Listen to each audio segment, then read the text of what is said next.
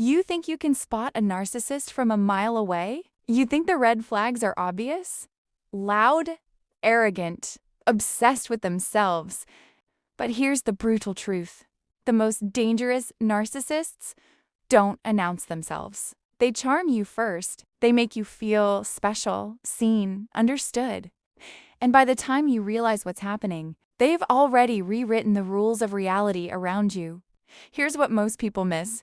Narcissism isn't just confidence gone wrong. It's a psychological pattern, a set of behaviors so predictable that once you learn the code, you'll see it everywhere. Today, you're about to learn something that will change how you see people forever. The exact traits narcissists reveal in the first few minutes, the manipulation tactics they use without you even noticing, and the strategies to protect yourself before they sink their hooks in. By the end of this, you won't just spot narcissists. You'll outsmart them. Part 1. The first 3 minutes. Red flags hiding in plain sight. Let's start with the moment you meet them. Psychologists say narcissists reveal themselves faster than you think. You just have to know what you're looking for. Sign number 1. They dominate the conversation, but make it feel natural. A narcissist doesn't just talk about themselves, they perform. Every story is designed to showcase how impressive, how important, how different they are. You'll notice something strange. They ask you questions, but they don't really listen to your answers. They're just waiting for their turn to speak again, according to research. People with narcissistic personality disorder have an inflated sense of self-importance and a constant need for admiration. They crave the spotlight, and if you're not giving it to them, they'll take it. Watch how they react when you talk about yourself.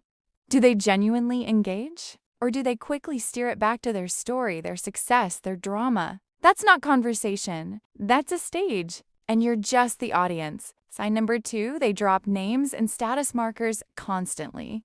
High-status people, expensive brands, exclusive experiences. Narcissists need you to know they're special. Why? Because deep down, they're terrified they're not.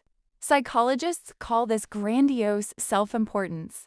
It's one of the core traits of narcissistic personality disorder. They only want to associate with people they consider important or elite. If you don't fit that category, they'll either ignore you or try to use you. Listen closely to their language. Do they say things like, "I only work with the best," or "Most people wouldn't understand this, but you seem different"?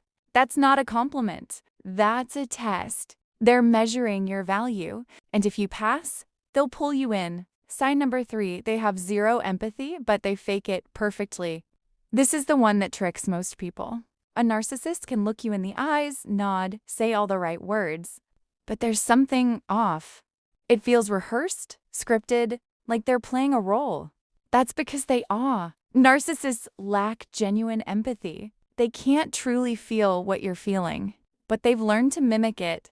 They've studied what empathy looks like, and they perform it when it benefits them. How do you test this? Share something vulnerable, something real. Watch their response.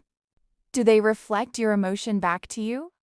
Or do they immediately make it about themselves, turning your pain into their story, their lesson, their experience? If your hurt becomes their stage, you're dealing with a narcissist. Part 2. The manipulation playbook. Once they've hooked you, the games begin. And here's the terrifying part. Most of these tactics are invisible until you know what to look for. Tactic number 1, love bombing, then sudden coldness. In the beginning, they overwhelm you with attention, texts, compliments, gifts, promises. It feels intoxicating, like you finally met someone who truly sees you. But then without warning, they pull back. The texts stop. The warmth disappears. You're left confused, wondering what you did wrong. This is called intermittent reinforcement. It's the same psychological principle that makes gambling addictive. Random rewards create obsession. You start chasing that initial high, trying to get back to the version of them that made you feel so special. But that version was never real. It was bait. Tactic number 2, gaslighting, making you doubt your own reality. You remember a conversation clearly. They swear it never happened. You express hurt over something they said. They tell you you're overreacting, too sensitive, imagining things. Gaslighting is a psychological manipulation technique where the narcissist makes you question your own memory, perception, and sanity. Over time, you stop trusting yourself. And when you stop trusting yourself, you start relying on them to tell you what's real. That's exactly where they want you. How do you fight this? Keep receipts. Write things down. Save messages. Trust your gut. If something feels wrong, it probably is. Your reality is valid, even if they try to erase it. Tactic number 3, playing the victim. Here's the paradox. Narcissists crave power and control, but the moment you call them out, they collapse into victimhood. Suddenly, they're the one being attacked. They're the one who's misunderstood. They're the one who always gets blamed. Psychologists note that narcissists often adopt a victim mentality to manipulate situations and draw attention away from their behavior. They'll say things like, "I can't believe you're attacking me," or "After everything I've done for you, this is how you treat me." It's a deflection, a way to avoid accountability by making you feel guilty for even bringing up the issue. Don't fall for it. Naming harmful behavior isn't an attack. It's a boundary. And if they can't handle that, it tells you everything you need to know. Tactic number 4, isolation and control.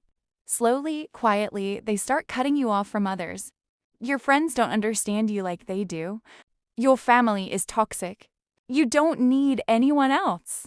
At first, it feels like intimacy, like you're building something special, just the two of you. But isolation isn't love. It's strategy. The fewer people you have around you, the easier you are to control. You lose perspective. You lose support. You lose your ability to see clearly. If someone is trying to separate you from the people who care about you, that's not protection, that's possession. Part 3. How to outsmart a narcissist. You can't change them, but you can protect yourself. And once you understand their playbook, you become immune to their tactics. Strategy number 1, set boundaries and enforce them without emotion. Narcissists test boundaries constantly. They push, they provoke, they see how much they can get away with. Your job isn't to explain yourself, it's to hold the line. Be clear, be calm, be consistent. Say things like, "I won't continue this conversation if you raise your voice. If that happens, I'll leave the room." Then, if they cross that line, follow through. No debate, no negotiation, just action. Boundaries without consequences are just suggestions, and narcissists don't respect suggestions. Strategy number 2, use the gray rock method. This technique is powerful when you can't cut a narcissist out of your life completely. Maybe it's a coworker, a family member, someone you have to interact with.